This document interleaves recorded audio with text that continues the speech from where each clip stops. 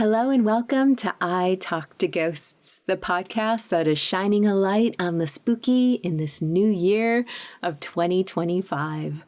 I'm your haunted host, Jennifer. I'm a professional medium and a teller of ghost stories, both of which I will share with you in this episode. First tonight, I have for you spooky tales of haunted lighthouses.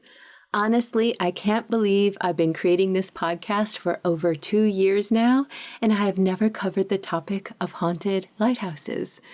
For those really intrigued by the topic, I do want to mention that my partner Maxwell and we used to create a podcast called Odd Tonic, where we covered weird history, strange science, and the paranormal. And in one of those episodes, we did a deep dive into the Aileen Moore Lighthouse mystery. And Odd Tonic is still available on all the podcast apps, so feel free to haunt your ears with some of those episodes. After my lighthouse ghost stories tonight, light a candle and linger near my seance table with me for a message from the spirits. I'll open up the space for a spirit to come close for someone listening to the podcast. Are you in need of a message from a loved one who has passed on? Listen to tonight's seance session and see if this message is specifically for you.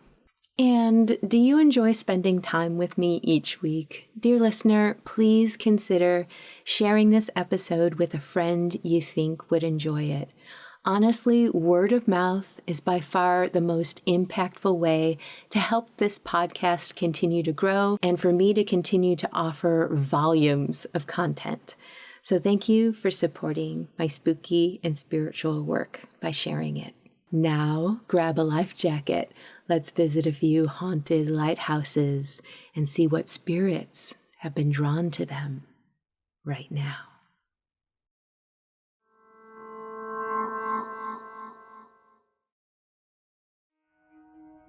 I live in a small town on Lake Superior.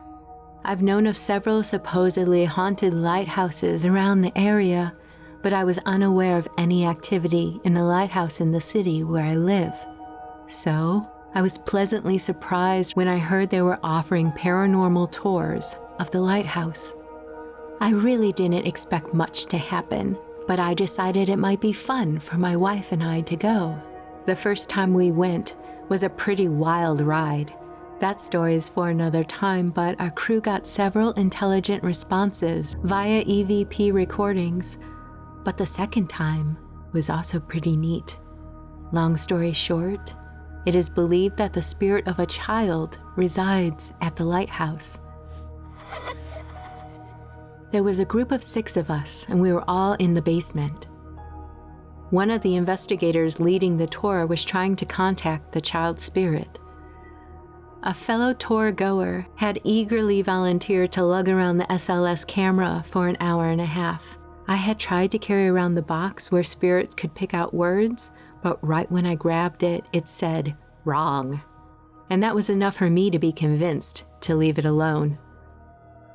The tour was coming to a close without the camera operator noticing anything on the camera at all. I was standing across the room from him when I noticed that the hair on my arms was standing on end and my skin was tingling. I went to say something to my wife, but before I could, she grabbed me and told me her opposite hand had gone ice cold. Seconds later, the guy across the room with the SLS camera called me to come over. I walked over to find the camera software displayed a small stick figure that appeared to be holding my wife's hand. The hand that she had said was freezing. It wasn't like a flash and then it was gone. It stayed for several minutes. My wife would move away and then it would show up near her again. And I wasn't surprised by this, as my wife has a really caring and compassionate energy about her, and her career involves caring for troubled youth. It made complete sense for this ghost child in the lighthouse to be drawn to her.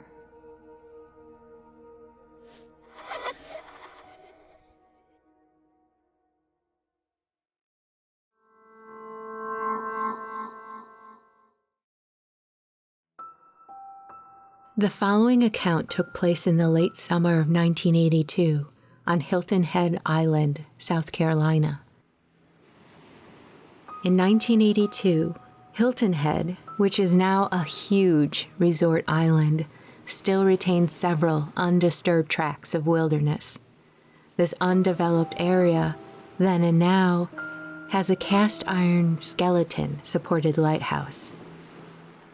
It is sometimes referred to as the Learnington Lighthouse, the name of the one-time plantation the light was constructed on. Hilton Head is noted for its famous red and white striped lighthouse in the harbor town a few miles away. That lighthouse was constructed for decorative purposes in 1969. The Learnington Lighthouse was constructed in 1880, and originally its beacon was matched up with the Front Range light on the beach. When the two lights were lined up, one over the other, the ship's captain knew it was time to begin their turn into the Savannah Shipping Canal. The light was deactivated in 1932. When I lived on the island, the area was a quiet forest with one of the largest of the remaining undeveloped chunks of land left.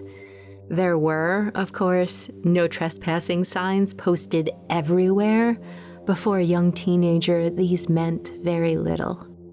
The lighthouse and the surrounding woods became one of the major hangouts for me and my circle of friends. Endless hours were spent hanging out in the old lamp room, climbing around the outside of the lighthouse on its skeleton frame, not smart, I know, and running around the forest.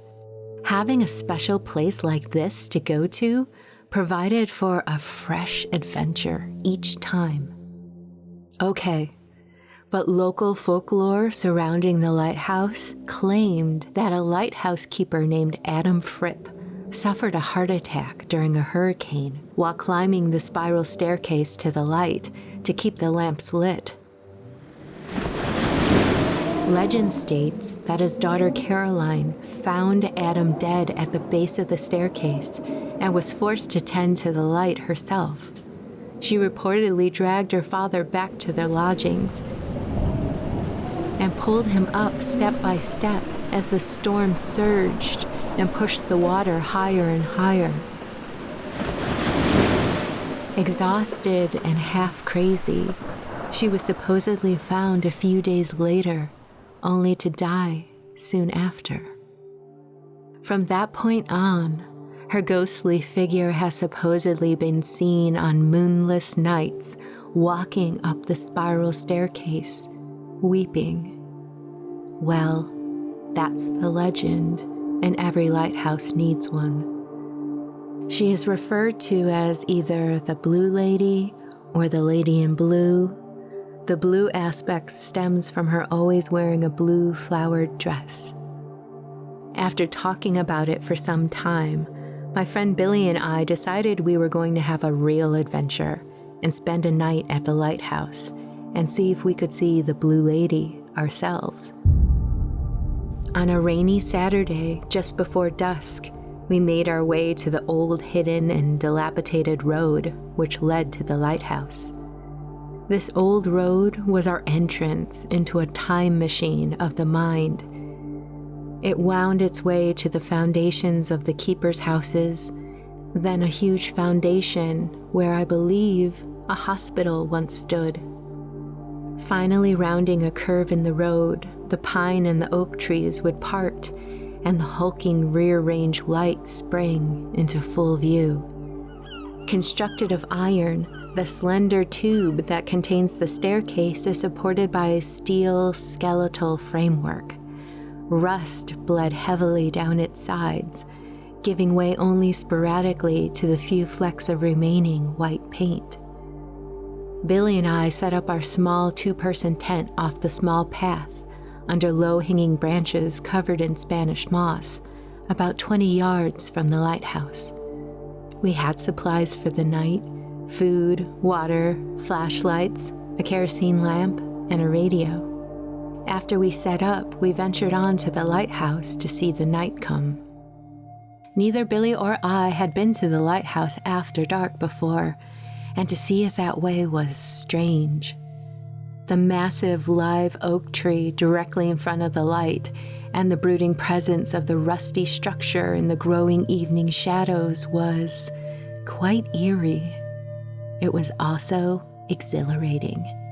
After climbing to the top, we returned to our tent as the rain was becoming somewhat heavy. Not only was it raining, but it was a moonless night. Billy and I had chosen it because of the Blue Lady legend, and the whole area was black as pitch. Anyone who has ever lived in a rural area knows how incredibly dark it can be when there are no lights at all nearby. The thick humidity somehow made it feel even darker. In daylight, my buddies and I would regularly joke about the lady in blue, but Billy and I now afforded her legend a bit of respect. To get our minds off of being a bit afraid, we blasted the radio, ate, and told jokes. This worked brilliantly for a couple of hours. Billy was laying back on his sleeping bag, flipping through a magazine, and the rain had lightened up a bit. I thought I would take a peek outside. Unzipping the front of the tent, I peered out. What I saw completely caught me off guard. It was the light that really took me by surprise, and particularly where it was coming from.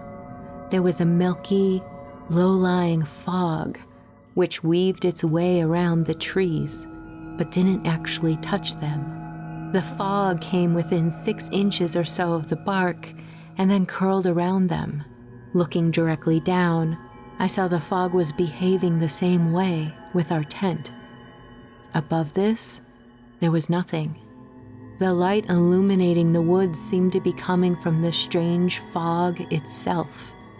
It was unlike any fog or mist I have encountered before or since. The stuff looked like a thick liquid and moved and undulated very, very oddly. Billy was by my side now, looking at the weird, living mist as well. We both mentioned how we couldn't see through it. It completely hid the earth underneath. Its light was a bluish white, and it was surprisingly bright. For the remainder of the night, Billy and I were uneasy, and we didn't look out the tent again. We had difficulty occupying our time, much less sleeping. We also noticed an odd, regular pattern of rain that fell on our tent. Drip, pause. Drip, drip, drip, pause. Drip, drip, drip. I still remember the pattern as it seemed to be continuing endlessly. And being in a thick forest in a supposedly haunted area on a rainy night with a weird fog surrounding us did nothing to dispel the thought that someone or something was pouring water on the tent in a purposeful manner. It was a bit maddening. Around 5 a.m., I was finally on the brink of an uneasy sleep when the most bizarre and horrifying scream I ever heard cut ferociously through the woods. It sounded like a mixture of an infant, a wild animal, and a possessed man. It lasted for about 5 seconds or so, and when it stopped, there was absolutely no sound. The rain had stopped. There was no early morning songbird. Absolutely nothing. I know that sounds dramatic, but it is exactly as it happened. Billy and I exchanged glances, stuffed our backpacks, disassembled our tent, and as quickly as possible made our way back to the abandoned road. The mist, by the way, had completely vanished. I lived on the island for 6 years and never heard anything even close to this scream. It still echoes in my mind 34 years later. Maybe it was the ghost of the one-time lightkeeper. Whatever it was, the lady in blue, the old lightkeeper, or something else entirely, it wasn't a living person. It was simply too weirdly loud, as if it was somehow amplified. Billy and I both agreed It was the most blood-curdling and creepy sound we had ever heard.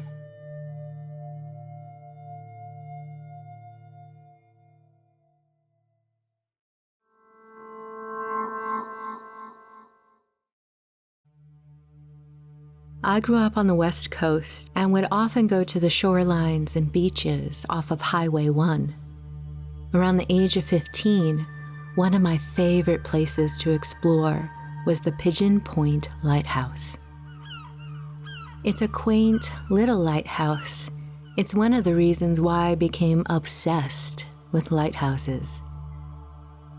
The very first time I saw it, I had an experience I can't explain. There are many cliffs next to Highway 1, giving you a view of the ocean just beyond the rocks. The first time driving to that area of the coast, as I stared out the car window, I saw a woman on the cliffs. She had long black hair that was dancing in the wind. She wore a white dress, and her skin was a pale ivory. There seemed to be a bit of a bluish tint around her. We drove past her in the car, and I craned my neck back to see her again, but she was gone. I asked my mom if she saw her, and my mom was puzzled. I decided to leave it at that and not press the matter any further. As I kept going back to that part of the highway, I would keep seeing her. She would always be standing there on the cliff, staring out into the ocean. Sometimes I would get a flash of her, an image of her eerie blue eyes staring blankly ahead at the sea. These were all brief flashes, and always when I was near her. It was as if I was no longer in my mom's car on that highway, just somewhere seemingly lonely. I haven't been near the lighthouse for almost a year and a half now, but I'm positive that if I go back, I'd see her again. I still wonder who this ghost is and why I only see her standing in the same position or staring with that same expression. Is she a ghost who's stuck in some sort of time loop, or is she trying to get my attention?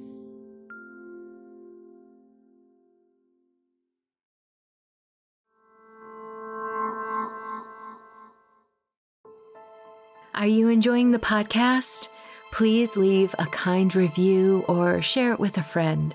These small actions take only a few moments, but they immensely help support the podcast.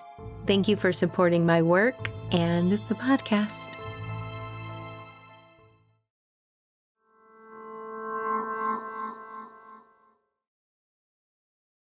Hello and welcome back to I Talk to Ghosts. I have a message from the spirits this evening, so thank you for joining me here in the candlelight. As I work, I have with me this big old chunk of amethyst. It's very pale, but hopefully if you're watching this on YouTube, you can see the purple color in it. And amethyst is one of my favorite crystals to work with. It's my birthstone, but besides that, it's just wonderfully calming, it's tranquil, it's also very psychic and spiritual, and it just feels so good to be around. It really resonates with me. If you haven't worked with amethyst before, give it a try and see how it speaks to you. Okay, I'm gonna clear my mind, call a spirit close. Oh, there's someone coming in with a lot of jovial energy. This feels like this is their time to shine. Christmas and decorations and silly hats and jingle bells and spiked eggnog, interesting drinks. He's like, don't forget the rum balls. This guy feels like he is just shining with so much love and companionship. It feels like being near people and making them laugh just really made his soul glow. He feels like an older relative to you, possibly grandfather. Do you have some of his Christmas decorations? I'm seeing like a vintage reindeer, small figurine, and I'm hearing bubble lights. I don't know what episode this will air on, but if this is around the time where you're bringing out the decor for the holidays, or maybe it's currently in your home, just know that he loves that you utilize it and that you can enjoy it like he did. He also really had this cool old car. I don't think you own this vehicle now, but it was just something that you never knew him to drive anything else. Big bench seat, kind of bluish, grayish, black in color. Yeah, that was his car. He loved that ride. Okay. His message for you tonight: don't burn the casserole. No, he has a good sense of humor. He is saying he wants to encourage you to slow down. You're very fast-paced and you're constantly moving. And he's like, hey, slow down. Enjoy the time you have right now. Don't always be go, go, go. You're missing the present moment. Be a part of it. Slow down and connect with it. He's like, listen to the birds. Pay attention to the nature around you, the people around you. And he wants to encourage you to appreciate the humor in life and the laughs that we share together. And life is about those moments. It doesn't need to be fast-paced all the time. I hope this message finds you well. If it does connect for you, of course, please reach out because I always want to hear. Thank you.